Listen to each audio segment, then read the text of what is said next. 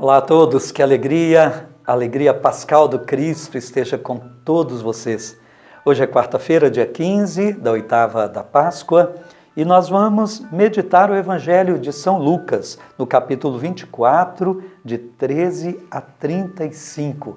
Prestem atenção, que relato belíssimo, que composição magistral de Lucas, relatando um fato de uma forma tão bonita, para nos ajudar a crescer na fé. Naquele mesmo dia, o primeiro da semana, 2 dos discípulos de Jesus iam para um povoado chamado Emaús, distante 11 quilômetros de Jerusalém. Conversavam sobre todas as coisas que tinham acontecido. Enquanto conversavam e discutiam, o próprio Jesus se aproximou e começou a caminhar com eles. Os discípulos, porém, estavam como que cegos e não o reconheceram. Então Jesus perguntou: "O que ides conversando pelo caminho?"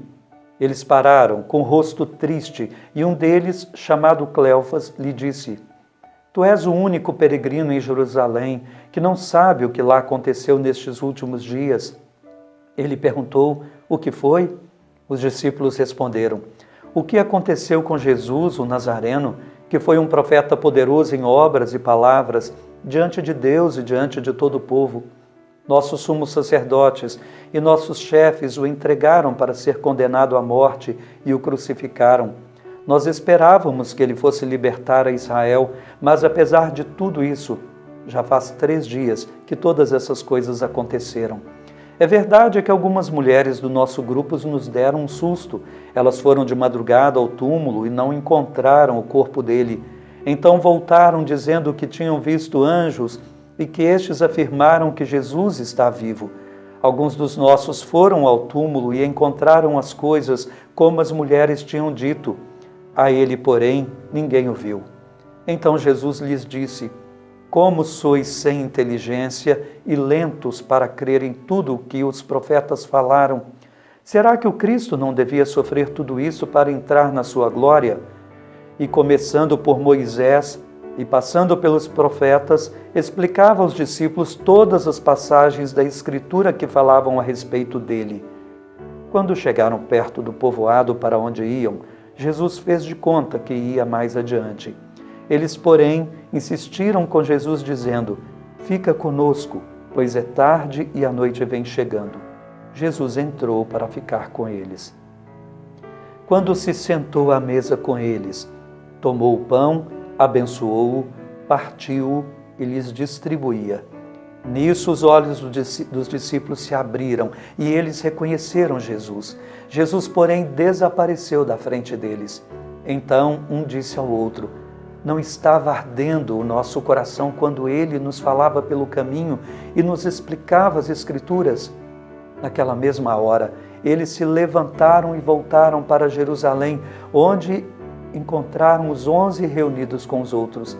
E estes confirmaram: "Realmente o Senhor ressuscitou e apareceu a Simão." Então os dois contaram o que tinha acontecido no caminho e como tinham reconhecido Jesus ao partir o pão.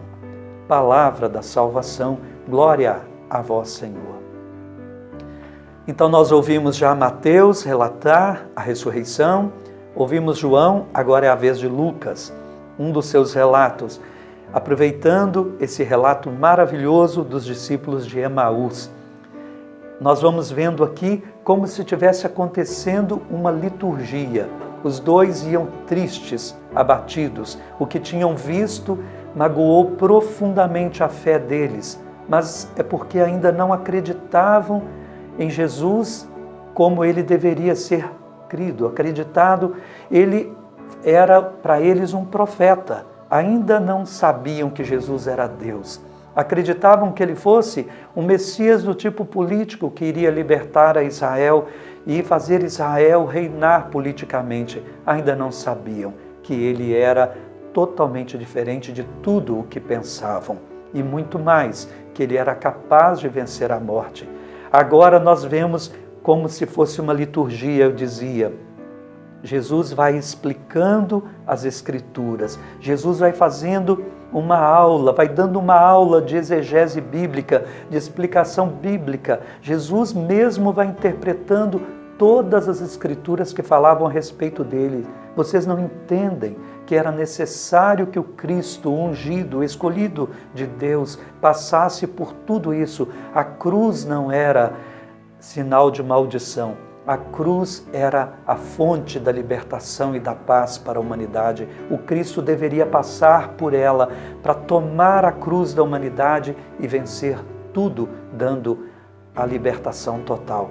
E depois, Jesus, que tem essa nova forma de presença e que não é reconhecível num primeiro momento, porque pertence agora a uma nova esfera, a um novo modo de existência, um modo divino de se manifestar. Ele não poderá ser reconhecido a não ser com os olhos da fé.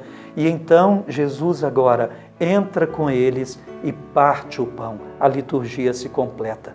E agora os olhos deles se abrem no gesto de partir o pão, o gesto pascal, a forma de presença eucarística.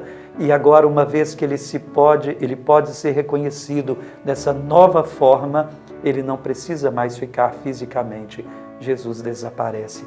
Eles sabem como encontrá-lo, na palavra e na Eucaristia. Voltam porque agora precisam testemunhar. Não tem medo da volta à noite, a estrada perigosa, o entusiasmo toma o coração, a fé pascal enche o coração e eles voltam para dizer aos 11 que confirma que Jesus está vivo, porque aparecerá a Pedro. Rezemos, meus irmãos. Pai, nós vos agradecemos a alegria da Páscoa. Vos agradecemos porque a nossa fé não é uma fé de morte triste, mas é uma fé viva e alegre de ressurreição. Dá-nos viver uma fé assim e testemunhar uma fé assim. Enche o nosso coração, faz o nosso coração arder, como arderam os corações dos discípulos de Emaús. Por Cristo nosso Senhor. Amém. O Senhor esteja convosco, Ele está no meio de nós. Abençoe-vos Deus Todo-Poderoso, Pai e Filho e Espírito Santo. Amém. Fiquem com Deus, na sua paz, na sua alegria. Aleluia, aleluia.